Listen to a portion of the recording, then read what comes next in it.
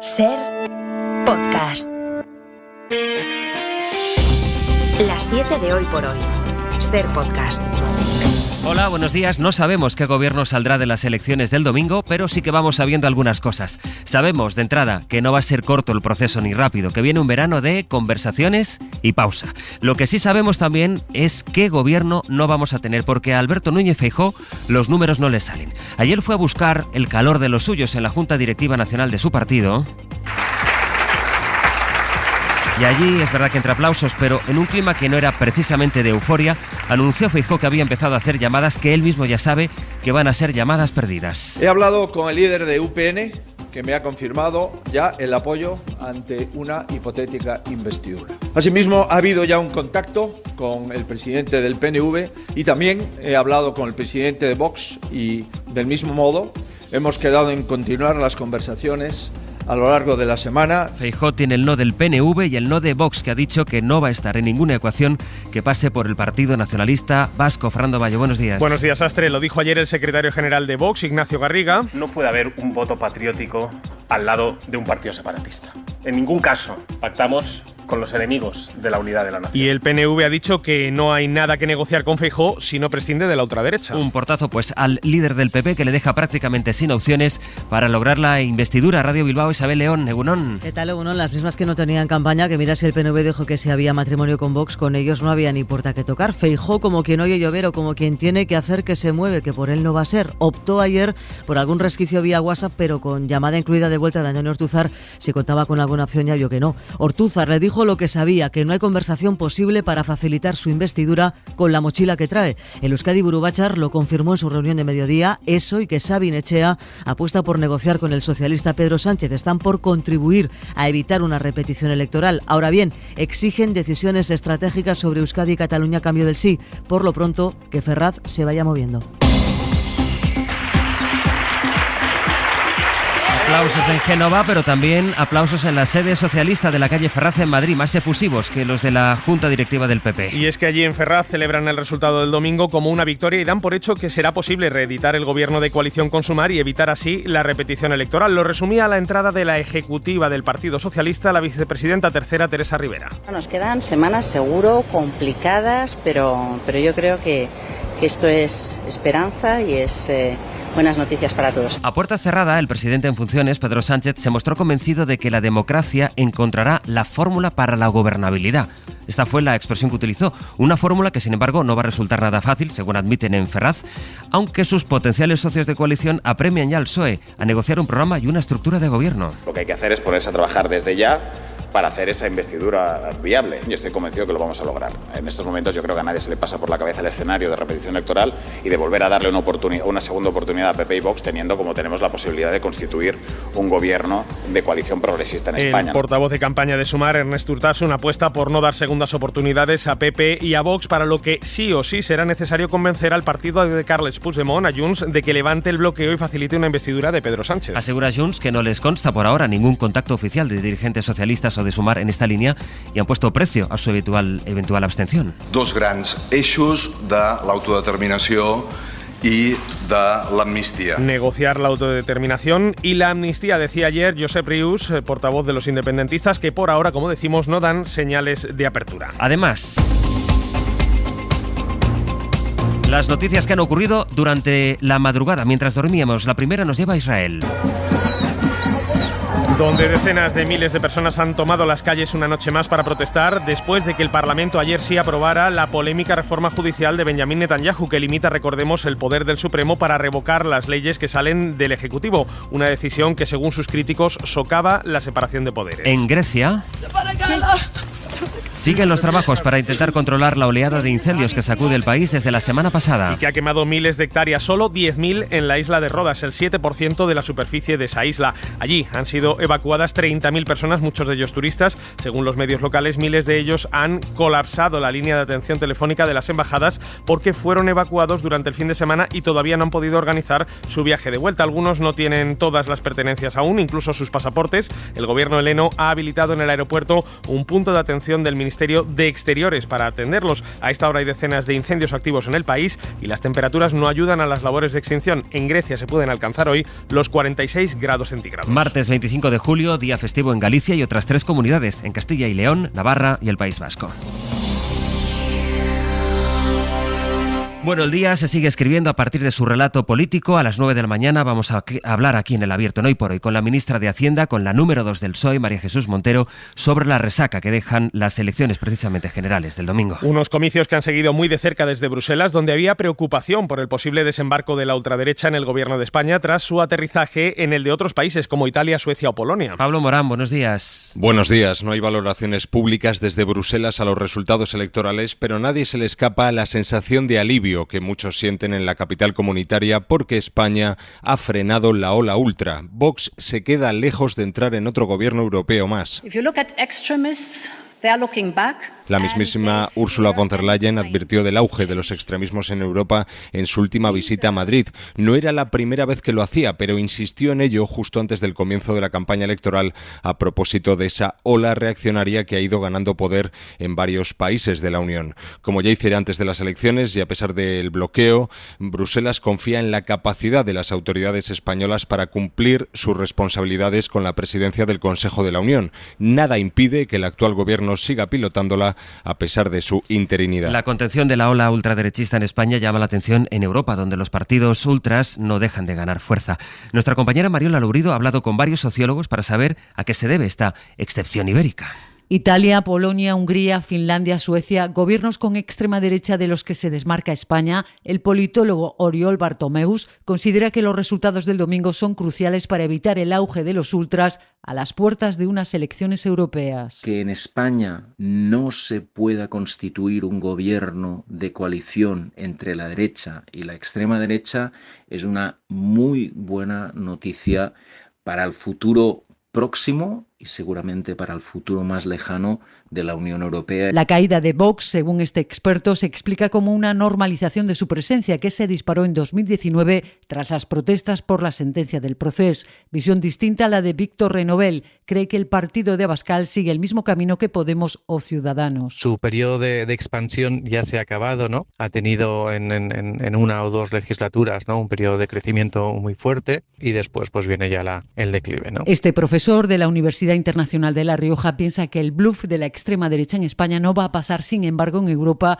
porque hay países donde sigue creciendo. Países como Alemania, donde el líder de la oposición democristiana se abre ahora, como lo hizo Feijóo en Extremadura, Baleares o la Comunidad Valenciana, a romper el cordón sanitario y empezar a pactar de forma pragmática con la ultraderecha, con Alternativa para Alemania en los ayuntamientos donde ya gobierna. Son las 7:08, las 6:08 en Canarias. Aquí en España, la Audiencia Nacional ha condenado a 19 años de cárcel al comisario José Manuel Villarejo. Por revelación de secretos y falsedad en documento mercantil en el denominado caso Tándem. Es una sentencia que puede marcar el camino para el resto de los casos abiertos contra el excomisario. Casos como la Kitchen, por el presunto espionaje del PP a su extesorero, a Luis Bárcenas. Nos lo cuenta Miguel Ángel Campos. Es la sentencia por las 3 primeras piezas del macrocaso Tándem, Land, Pintor y Iron, contrataciones privadas de empresas y despachos a Villarejo para realizar espionajes ilícitos a cambio de dinero. La sala condena a Villarejo a 19 años de cárcel por revelación de secretos y falsedad. También su socio Rafael Redondo resulta condenado a 13 años y varios implicados más, entre ellos el marido de la periodista Ana Rosa Quintana, a 3 meses. La mayoría de los magistrados descarta el cohecho y eso exculpa al resto de policías involucrados en la supuesta red del comisario jubilado.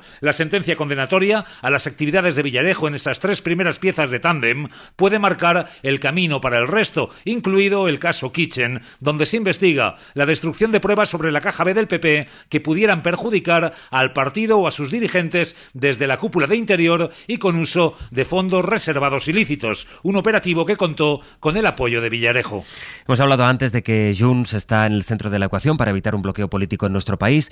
Bueno, pues precisamente ayer, el día después de las elecciones, el día de digestión política, la Fiscalía pidió al juez del Supremo, Pablo Llarena, que ordene la búsqueda y captura de Carles Puigdemont, ahora que la justicia europea ha confirmado que no tiene inmunidad como europarlamentario. Una petición que llega tras la detención, ayer también en Barcelona, de la eurodiputada independentista Clara Ponsatí, que ha quedado, eso sí, en libertad tras ser interrogada en el juzgado de guardia. Pedro Jiménez. La Fiscalía del Supremo Supremo pide al juez Llarena que reactive la orden de busca y captura europea e internacional y la orden de detención contra Carles Puigdemont y Toni Comín. El Ministerio Público sostiene que el recurso anunciado contra la decisión de la Justicia Europea, que ratificó el acuerdo del Parlamento Europeo y le retiró la inmunidad, no suspende la ejecución de la sentencia. Además, recuerdan que ambos se enfrentan a un delito de malversación que conlleva penas de entre 6 y 12 años de cárcel. La tercera fugada de la acción de la justicia por su implicación en el referéndum ilegal del 1 de octubre ya está fichada. Clara Ponsatí fue detenida ayer para que el juzgado de guardia de Barcelona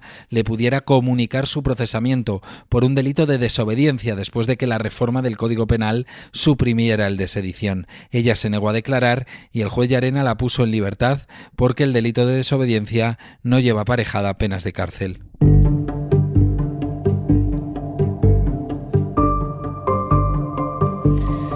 Vamos a Estados Unidos, donde la Fiscalía ha denunciado al gobernador de Texas, republicano, por no retirar las boyas que instaló en el Río Grande para dificultar el cruce fronterizo de miles de migrantes desde México. Los demócratas lo acusan de violar derechos fundamentales. Informa desde Washington nuestra corresponsal, Sara Canals. Son más de 300 metros de boyas fronterizas que el gobernador de Texas, el republicano Greg Abbott, ordenó instalar a principios de mes en el Río Grande, el río que separa Estados Unidos de México, para frenar a migrantes que pretenden cruzar la frontera. Ahora la Fiscalía le denuncia por negarse a retirar estas boyas tras un primer aviso y después de que unos 80 congresistas demócratas exigieran a la Casa Blanca y al Departamento de Justicia acciones concretas contra la gestión de este gobernador.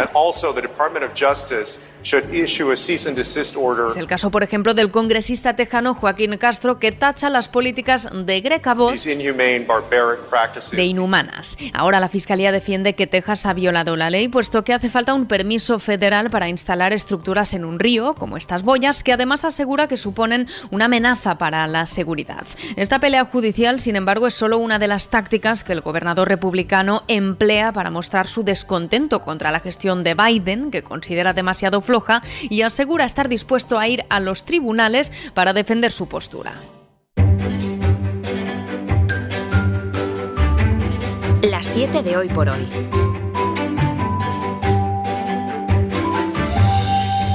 Ser podcast. El momento de escuchar las historias desde algunas de nuestras emisoras. Hoy en Andalucía, Elena Carazo, buenos días. ¿Qué tal? Buenos días. Y en Baleares con Antonio Bauzá. Buen día, Bauzá. ¿Qué tal? Buen día. Oye, voy a empezar contigo con dos hombres condenados a medio año de cárcel cada uno porque intentaron vender marihuana a dos policías de Paisano. Eso es. Si quieres te puedo conseguir marihuana, coca o lo que quieras. Tengo un amigo que vende. Le dijo Maximiliano G. a una persona sentada en una terraza que resultó ser un policía nacional que estaba prestando servicios de Paisano. Nos lo contaba Guillermo Esteban, compañero del diario Última Hora, y básicamente lo que ocurrió es que el policía le dijo que sí, que perfecto, así que por WhatsApp avisa a un amigo que tenía un cliente que estaba interesado, se sentó otro agente de Paisano y también le dijo: vas a probar la mejor marihuana de tu vida. Así que nada, les acompañaron hasta un domicilio y allí apareció un coche de patrulla de la Policía Nacional que evidentemente provocó que los dos vendedores salieran corriendo, les acabaron deteniendo e intervinieron además un cogollo de marihuana y un trozo de cocaína, les detuvieron, como decimos, y todo empezó así, ofreciendo literal la mejor marihuana de tu vida. Bueno, pues no muy distinta de esta historia, esta otra en Jaén, Elena, un hombre sin puntos en el carnet de conducir, que nada, fue el examen para recuperar los puntos. Ocurre que fue al examen en su propia moto. Bueno, tú imagínate la cara de sorpresa del personal, porque este hombre de 22 años tenía retirada la licencia de conducción del ciclomotor porque había perdido todos los puntos, tenía que acudir al examen a recuperar esa licencia, y el caso es que se presentó subido en su moto con su casco, se lo aparcó, se lo quitó y entró en el examen así tan tranquilo como que vaya, como que no pasa nada. En fin, se han instruido diligencias y se está investigando toda la situación porque imaginaos lo que vivieron allí. En fin, bueno, en Baleares también ataques de orcas a barcos que estaban participando en la Copa del Rey, que arranca el sábado. Eso es, que iban de camino, venían de camino para acá para participar. Ya ha habido dos ataques, el último hace tan solo unos días en Barbate, la madrugada del viernes, no, en Estepona fue este segundo ataque, el primero en Barbate. La tripulación del Capote III navegaba rumbo a la isla y afortunadamente se encuentran a salvo, pero sí que recibieron ese ataque de una orca o de varias orcas, dicen, que evidentemente han provocado daños materiales. Veremos si les da tiempo a repararlos. Lo cierto además también es que otro barco, el Corsario, lo sufrió semanas atrás, así lo contaba Jorge Durán, el armador del barco, en declaraciones a Gaceta Náutica. Nosotros venimos de Galicia y bueno, entrando aquí, acercándonos al estrecho con el levante duro que había, pues bueno, nos hemos echado un poco para tierra porque bajaba la previsión hacia Barbate, pero nos atacaron 4 orcas así, 3 quedaron como mirando y una la que se tiraba al timón. La sensación que nos dio es como que hubiéramos cogido una piedra. Como una piedra. Lo cierto es que esta primera embarcación que sufrió el ataque, el Corsario, sigue inscrita en la prueba. El susto evidentemente no se lo quita a nadie. Han trabajado allí en Barbate contrarreloj para reparar la embarcación y participará, si no hay ningún otro contratiempo, en esta Copa del Rey que arranca el próximo sábado aquí en Palma. Y aún tengo tiempo, Elena, para que me cuentes eso de que usa la imagen de Chiquito para que no se tiren toallitas al váter. Bueno, te va a encantar porque te acuerdas del famoso semáforo que había en Málaga con la voz de Chiquito. Bueno, pues ahora el Ayuntamiento de Málaga utiliza las frases de Chiquito para concienciar a la población de que no se tiren las toallitas al VC. Y si yo te digo, quieto, no tiren las toallitas al váter, seguro que no lo va a tirar. Me ha quedado medio bien. Bueno. Tirar las toallitas al váter es una guarrería española. Así se da cuenta.